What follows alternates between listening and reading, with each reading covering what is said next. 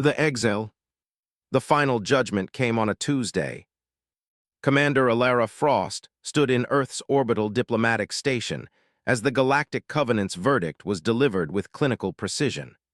The holographic forms of the Covenant Council, 12 alien species representing the galaxy's dominant powers, gazed down at humanity's representatives with a mixture of disdain and calculated caution.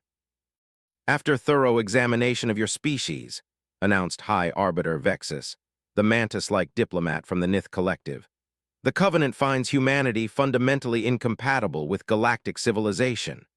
Your biological aggression markers, societal instability, and unpredictable emotional responses present an unacceptable risk to interstellar peace." Frost's knuckles whitened as she gripped the edge of the conference table. Earth had spent decades preparing for this moment since first contact, reforming governments, reducing conflicts, demonstrating technological innovation. All for nothing.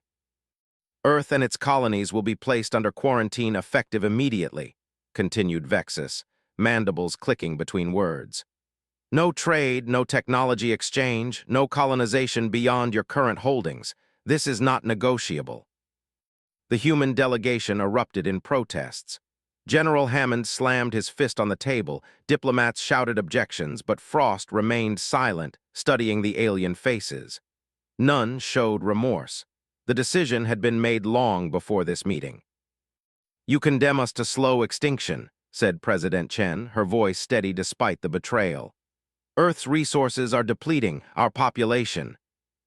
Your inability to manage your world is further evidence of your unsuitability," interrupted Thela Jax, the blue-skinned Meridian representative. "The Covenant has spoken. This meeting is concluded." The holograms flickered out, leaving the humans alone in the vast chamber. "They've been planning this from the beginning," Hammond growled. "All those diplomatic missions, those cultural exchanges, they were just assessing how dangerous we are." Frost finally spoke, her voice low but carrying an edge that silenced the room. "Then let's show them exactly how dangerous humanity can be." 3 years after the quarantine began, Earth was dying faster than predicted. The orbital blockade of Covenant peacekeeping vessels prevented any unauthorized departures from the solar system. Official inspections ensured no advanced technology reached human hands. Meanwhile, Earth's climate crisis accelerated, resources dwindled, and nations began eyeing each other's territories with increasing desperation.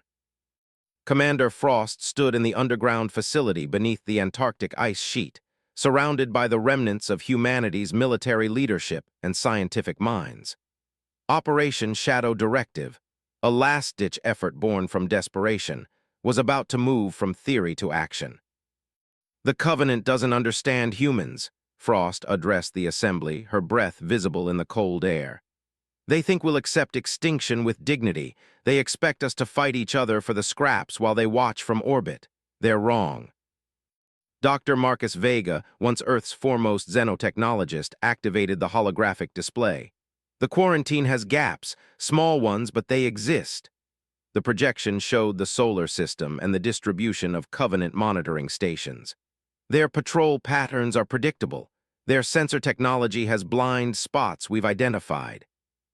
Frost nodded toward the corner where Ren Taekta, formerly the world's most wanted hacker, sat with his neural interface glowing softly at his temples. "And their networks are penetrable." "Barely," Taekta interjected. "Their quantum encryption is generations beyond ours, but their species never developed true information warfare. They have architectural assumptions we can exploit." Hammond, now relegated to advisor after the unified military command structure collapsed, looked skeptical. "Even if we can slip past their blockade, what then? We have no allies out there, no bases, no resources." Frost's eyes hardened. "We have the one thing the Covenant fears, human ingenuity born from desperation. We won't fight them directly, not yet. We'll become ghosts. We'll build our strength in the shadows of their empire." Dr. Vega highlighted several points on the galactic map. "These are abandoned mining outposts, derelict stations, uninhabitable moons. The Covenant considers them worthless. We make them ours." "Our first task," Frost continued, is acquiring ships. We've repurposed the remaining space program resources to build 3 stealth vessels using reverse-engineered Covenant technology from the Cultural Exchange period. They're not warships, but they'll get our initial teams past the blockade. Takeda pulled up specifications on his display. We've identified 17 potential targets for our first phase: automated cargo haulers, obsolete patrol ships in orbital junkyards, and research vessels with minimal crews. The room fell silent as the enormity of what they were proposing sank in. They weren't just fighting for survival anymore. They were planning to become the very threat the Covenant had feared. "This is treason against the emergency world government," said Director Novak of the Science Division, voicing what others were thinking. "They've accepted the Covenant's terms." "The world government is managing our extinction," Frost replied coldly. "I'm offering an alternative. Those who want no part in this can leave now. Your knowledge of this facility will be wiped." No one moved. "Then it's settled," Frost said, straightening her shoulders. "Operation Shadow Directive begins tonight." The Ghost, as Frost's stealth ship was designated, slipped through the Covenant blockade during a calculated sensor gap. The ship's hull was coated with radiation-absorbing material, its engines modified to leave minimal thermal signatures. Inside, a crew of 12, the best pilots, engineers, and tactical specialists Earth could offer, held their breath as they passed within kilometers of a Zathian patrol cruiser. "Covenant vessel is maintaining course," whispered Navigator Olivia Diaz, monitoring the sensor readouts. "No sign they've detected us."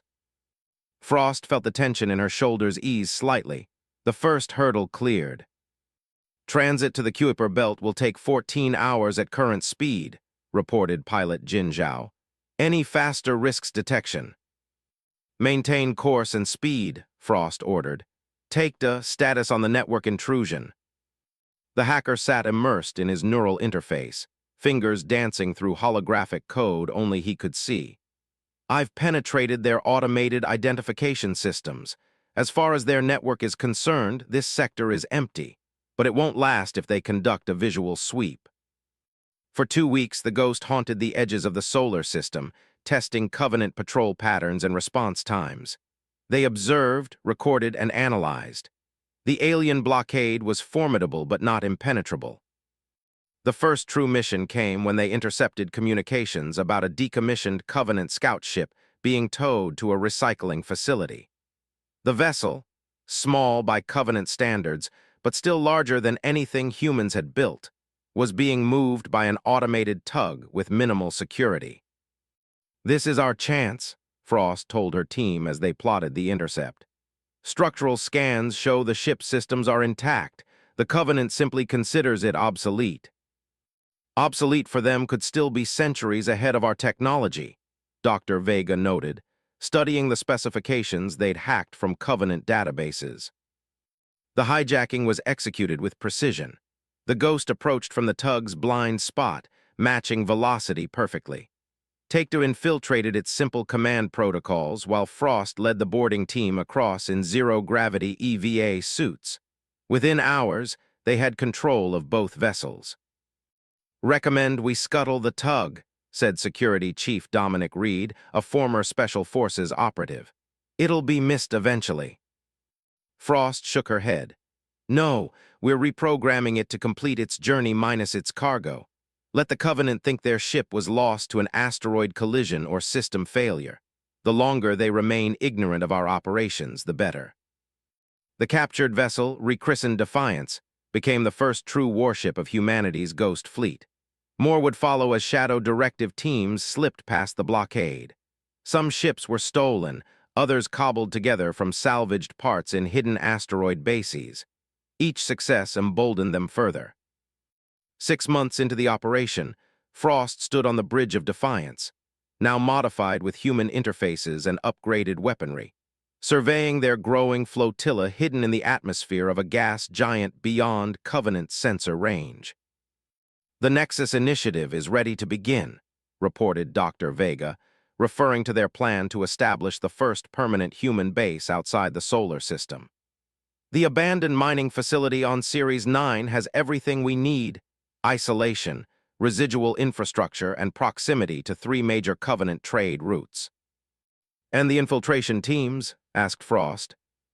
Lieutenant Nadine Okoro, their operations coordinator, brought up the status display. "All 7 teams are in position across Covenant space. They've established identities as non-human traders and mercenaries using the genetic masking technology. They're recruiting disaffected species, gathering intelligence, and siphoning resources." Frost nodded with grim satisfaction. The Covenant's arrogance was working in humanity's favor. They had assumed humans would remain trapped on Earth, fighting over dwindling resources. They never expected this, a coordinated shadow campaign operating right under their sensors. "What about Earth?" asked Navigator Diaz. "The situation is deteriorating faster than projected. The last transmission from Antarctic base indicated food riots in most major cities." A shadow crossed Frost's face. "We proceed as planned. Phase 2 requires us to establish our external infrastructure before we can begin smuggling resources back to Earth. We can't save everyone yet." The harsh calculus of their mission weighed heavily on all of them. For humanity to survive, they had to accept that many would die in the meantime. "Admiral Blackwood's task force has reported success at the Thalashan shipyards," Okoro continued. 5 mid-sized vessels acquired with minimal Covenant awareness. He's recommending we accelerate the timetable for Phase 3. Julian Blackwood had been a controversial addition to the Shadow Directive, a brilliant naval strategist with a reputation for ruthlessness. While Frost focused on building their hidden infrastructure, Blackwood had been assembling a true fighting force. "Not yet," Frost decided. "We need more intelligence on Covenant defensive capabilities. One premature strike could expose everything we've built." As if summoned by her caution, an urgent communication came through their secure channel. Takeda's face appeared on the main screen, his expression tense. "Commander, we have a situation. One of our infiltration teams on Meridian Station has been compromised. Covenant security forces are conducting a sector-wide sweep." Frost's mind raced through the implications. Can the team exfiltrate? Negative, they're trapped. If captured, even with their genetic masking, detailed examination will reveal their human origin. The bridge fell silent. Everyone understood what capture would mean, not just for the team, but for the entire Shadow Directive. "We can't allow the Covenant to confirm humans are operating beyond the quarantine," Frost said finally. "Transmit emergency protocol Omega to the team." Protocol Omega, suicide combined with complete data purge. The most dreaded order. "There's another option," said a voice from the entrance to the bridge. Admiral Blackwood strode in, his weathered face set in determined lines. "We extract them openly." "That would reveal our existence," Frost objected. "Perhaps it's time," Blackwood countered. "My battle group can reach Meridian Station in 12 hours. We have the element of surprise. The Covenant believes humans are contained. They'll be slow to respond to a targeted strike." "It's too soon," insisted Frost. "We're not ready for open conflict." Blackwood's eyes hardened. "We've been building for this moment for 3 years, Commander. Every ship we've taken, every base we've established. It's all been preparation for the day we stop hiding and start fighting. That day has come." The tension between them crackled across the bridge. Two visions for humanity's resistance. Frost's careful shadow war versus Blackwood's direct confrontation. Before Frost could respond, another transmission cut through their debate. The feed showed Covenant security forces storming through a commercial section of Meridian Station. Among the fleeing civilians were clearly human figures, their genetic masking failing under stress. "The situation has escalated beyond our control," Takeda reported grimly. "Covenant forces have visual confirmation of humans. They're broadcasting alerts throughout their network." The choice had been made for them. Frost straightened, determination replacing hesitation. "Admiral Blackwood, deploy your battle group to Meridian Station. Extraction is primary objective, but you're authorized to engage Covenant forces as necessary." She turned to her bridge crew. "All Shadow Directive assets to combat readiness." As of this moment, we are at war with the Galactic Covenant. As Blackwood left to prepare his ships, Frost gazed at the tactical display showing the vast expanse of Covenant territory surrounding their small cluster of assets. "They cast us out," she murmured, "so we built an empire in the shadows. Now they'll learn what humanity can really do when fighting for survival." The Ghost Fleet was about to emerge from darkness, and the galaxy would never be the same. The insurgency rises. The Meridian Station extraction marked the end of humanity's shadow war and the beginning of something far more dangerous. Admiral Julian Blackwood stood on the bridge of his flagship, the Reckoning, watching as his battle group approached the massive commercial hub that served as a crossroads for 7 different alien species. "Covenant defensive grid is active but not at war footing," reported Tactical Officer Vin Rauer, a former asteroid miner with an uncanny talent for weapons systems. "They're scrambling response vessels, but their command structure appears confused." Blackwood allowed himself a thin smile. "Confusion is our ally today. They've spent too long believing humans were safely caged." The battle group consisted of 5 capital ships, all stolen or salvaged from Covenant scrapyards, and a dozen smaller craft. Modified for human use and upgraded with experimental weapons systems developed by Dr. Vega's team, they represented the first true combat force of humanity's rebellion.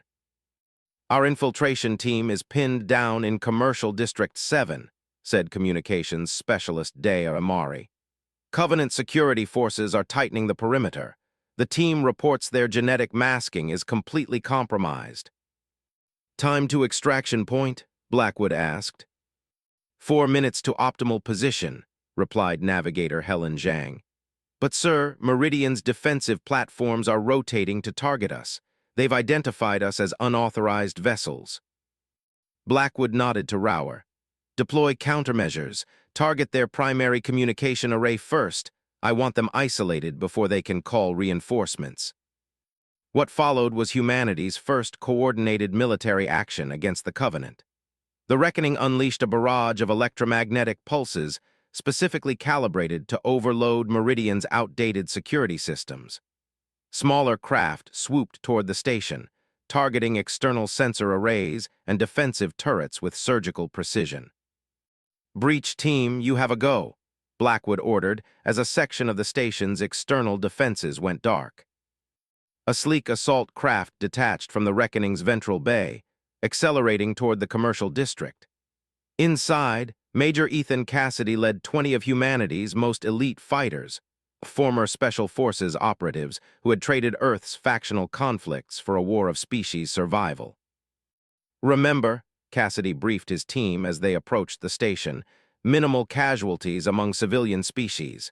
We're here to extract our people, not start a massacre. The Covenant already thinks we're violent savages, let's not confirm it." The assault craft docked at an emergency airlock, bypassing the station's compromised security protocols. Cassidy's team moved with practiced efficiency through the maintenance corridors, following the extraction plan developed during previous covert operations on the station. When they reached the commercial district, they found chaos. Covenant security forces, primarily the reptilian Draxians who served as the Covenant's police, had cornered the human infiltration team in a storage facility. Civilians of various species fled in panic as weapons fire echoed through the district's spacious promenades. "Breach positions," Cassidy ordered, and his team deployed along multiple vectors surrounding the Draxian security force. The firefight was brief but intense. The Draxians, accustomed to maintaining order among compliant populations, were unprepared for the coordinated assault of human special forces. Within minutes, Cassidy's team had neutralized the security forces and reached the infiltration team. "Cutting it close, Major," said Lyra Ortiz, the infiltration team leader, her genetic masking now fully dissipated to reveal her human features. "Complain later," Cassidy replied. "We've got 5 minutes before station reinforcements arrive." As they extracted through the maintenance corridors, alarms blared throughout Meridian Station. The Covenant was finally realizing the full extent of the incursion. Reckoning this is Cassidy. Package secured, moving to extraction point. Acknowledged, came Blackwood's voice. Be advised we have Covenant response vessels incoming. Expedite extraction. Above the station, the human battle group engaged the first wave of Covenant security ships. These weren't warships. The Covenant hadn't faced a genuine military threat in centuries and had grown complacent, but their technology still outclassed the modified vessels of Blackwood's force. What the Covenant ships possessed in technological superiority, however, they lacked in tactical innovation. Blackwood's vessels executed maneuvers that confused the Covenant commanders, who relied heavily on standardized response protocols. They're not adapting, observed Blackwood as he watched the tactical display. Their formations are textbook, unchanged for 100 years according to the data we've gathered. Covenant flagship is launching fighters, Rauer reported, significantly more advanced than the security vessels. Blackwood's expression remained calm. Deploy the Whisper drones. This was the moment to unveil one of humanity's secret weapons, autonomous combat drones developed by combining stolen Covenant technology with human military doctrine. Small, fast, and virtually invisible to standard sensors, the Whisper drones swarmed the incoming Covenant fighters, overwhelming them with unpredictable attack patterns.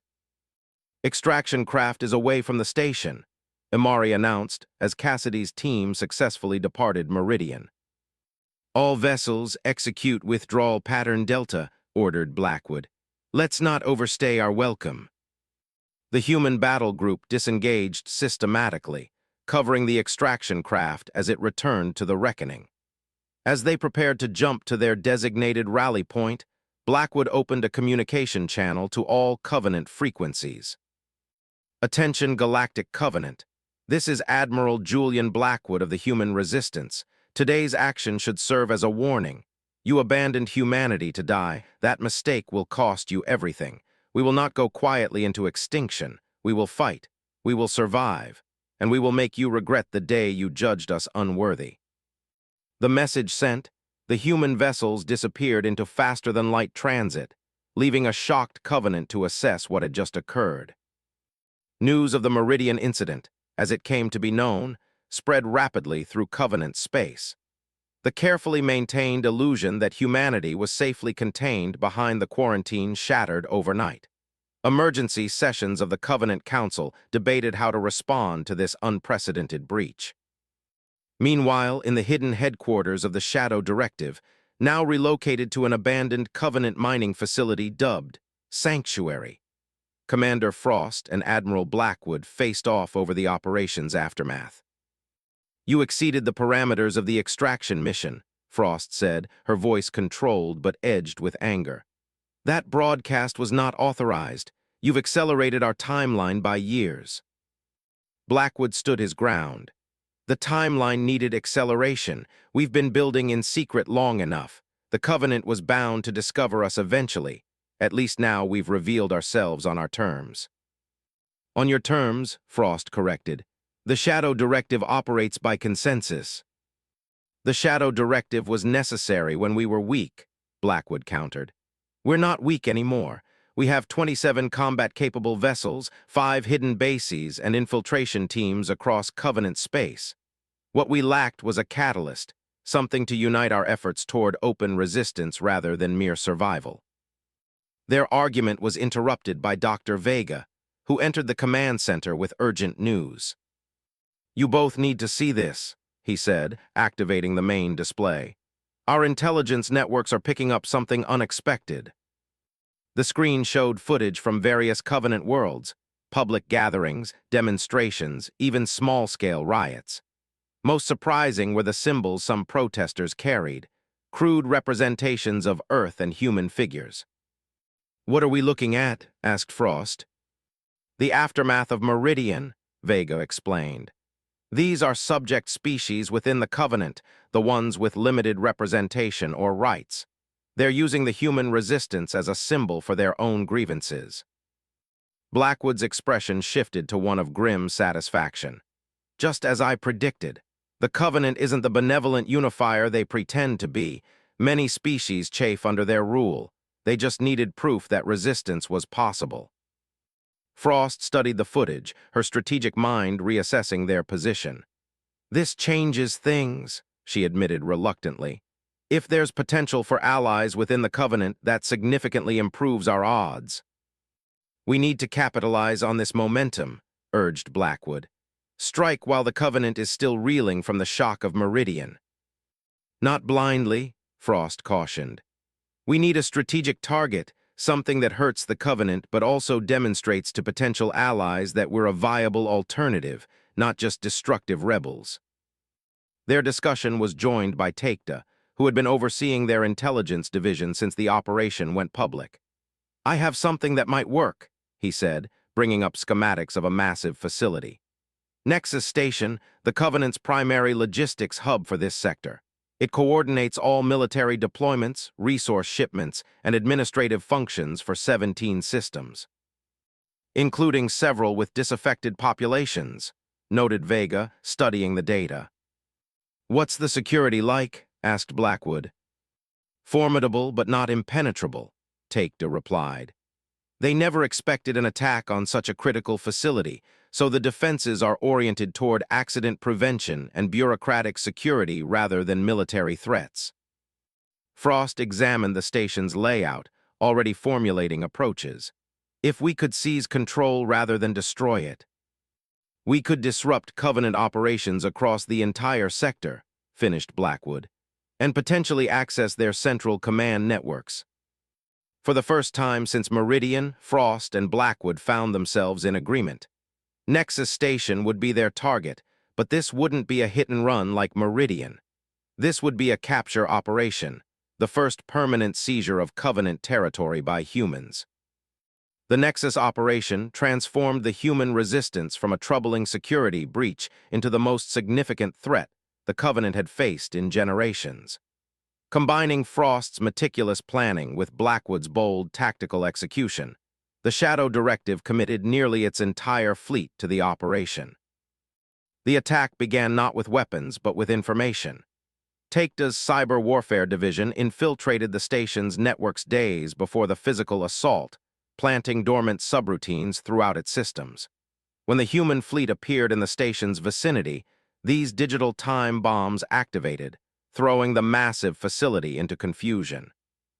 Life support systems reported false emergencies, prompting evacuations from key sections. Security doors sealed randomly, isolating Covenant response teams. Communication systems broadcast contradictory orders, paralyzing the command structure. "Nexus Station defenses are in disarray," reported Amari from her station on the Reckoning's bridge. "Their weapon systems are cycling through emergency protocols but unable to target effectively." Blackwood nodded to his executive officer. "Launch boarding parties. Remember, we want the station intact." 3 specialized assault craft approached the station, carrying teams led by Major Cassidy. Their objective was to secure the central control hub, giving Takeda's specialists direct access to the station's mainframe. Meanwhile, the human fleet engaged the Covenant vessels protecting the station. This time, the Covenant responded with actual military ships, sleek, powerful craft that outmatched the human vessels in almost every technical specification. What the Covenant hadn't counted on was humanity's willingness to innovate tactically. While conventional wisdom dictated keeping a battle fleet together for concentrated firepower, Blackwood ordered his ships to separate into small, autonomous hunter groups. Each focused on isolating individual Covenant vessels, using coordinated strikes to overwhelm their defenses rather than trying to match them in direct exchanges of firepower. Inside Nexus Station, Cassidy's teams fought their way through confused resistance. The station's security forces, faced with conflicting orders and malfunctioning systems, couldn't mount an effective defense. Within 2 hours, the central control hub was secured. "Control hub is ours," Cassidy reported, "bringing in the tech team now." Takeda personally led the specialists who would take control of the station systems. "Beginning final access sequence," he announced as his fingers flew across alien interfaces. If this works, we'll have administrative control of everything from life support to defense systems. On the Reckoning, Frost had joined Blackwood to oversee the operation's final phase. Together, they watched as the tactical display showed the last Covenant defenders being neutralized or forced to retreat. "The status of the station?" Frost asked. "Approximately 60% secured," replied Blackwood's executive officer. "Remaining Covenant personnel have either barricaded themselves in residential sectors or are attempting to evacuate." "Let the non-combatants evacuate," ordered Frost. "We're not here to create casualties just to secure the facility." A chime from communications drew their attention. "Commander, Admiral," said Amari, "we're receiving signals from multiple vessels approaching the station, but they're not Covenant military signatures." The display showed an assortment of ships, commercial transports, mining vessels, even what appeared to be passenger liners, converging on Nexus Station from surrounding systems. "What is this?" asked Blackwood, tensing for a new threat. The answer came when one of the vessels established communication. On the screen appeared a blue-skinned humanoid with elongated features, a Meridian, one of the Covenant's founding species, but known to have factions that resented the current leadership. "This is Captain Theral Vex of the Free Vessel Stardancer," the alien announced. "We represent the Coalition of Independent Worlds. We've been monitoring your conflict with the Covenant. Your actions at Meridian Station and now here have demonstrated that the Covenant is not invincible. We wish to offer our alliance." Frost and Blackwood exchanged a stunned glance. This was an unexpected development, and potentially a game-changing one. "Captain Vex," Frost replied carefully, "we appreciate your offer. However, we need to understand exactly what this coalition represents and what kind of alliance you envision." Vex's expression shifted to what might have been a smile. "Commander Frost, yes, we know who you are. The coalition includes 17 species who exist under various levels of subjugation within the Covenant. Some are officially recognized, but denied equal representation. Others are classified as protectorate species with no rights at all. What we share is a desire for self-determination, something your humans have demonstrated you're willing to fight for rather than accept extinction." "And you believe allying with humans will help achieve this?" asked Blackwood, skepticism evident. "We believe the Covenant fears you for good reason," replied Vex. "Your species possesses something the Covenant has forgotten: adaptability born from struggle. Your tactical innovations at Meridian proved that. We have resources, knowledge of Covenant systems and personnel. You have the will to fight and the strategic vision to win. Together, we could challenge the Covenant's dominance." The potential of such an alliance was immediately apparent. The human resistance had been operating on the assumption they faced the entire Covenant alone, a desperate fight with minimal chance of long-term victory. But with allies from within the Covenant itself, the equation changed dramatically. "We will need to discuss this further," Frost said diplomatically. "In the meantime, we welcome your assistance in securing Nexus Station." As the communication ended, Blackwood turned to Frost. "This changes everything." "If they're genuine," Frost cautioned, "this could also be an elaborate trap." "A risk we need to take," Blackwood insisted. "We can't defeat the Covenant alone. With allies, especially ones with insider knowledge, we might actually stand a chance." From the control hub, Takeda's voice came through with news that settled the matter. "Commander, Admiral, I've accessed the Covenant's secure archives. There's data here confirming the existence of resistance movements among multiple species. The Covenant has been suppressing revolts across dozens of systems for years. They're not nearly as unified as they want everyone to believe." Frost made her decision. "Invite Captain Vex and representatives of this coalition aboard. We'll establish protocols for cooperation while we finish securing the station."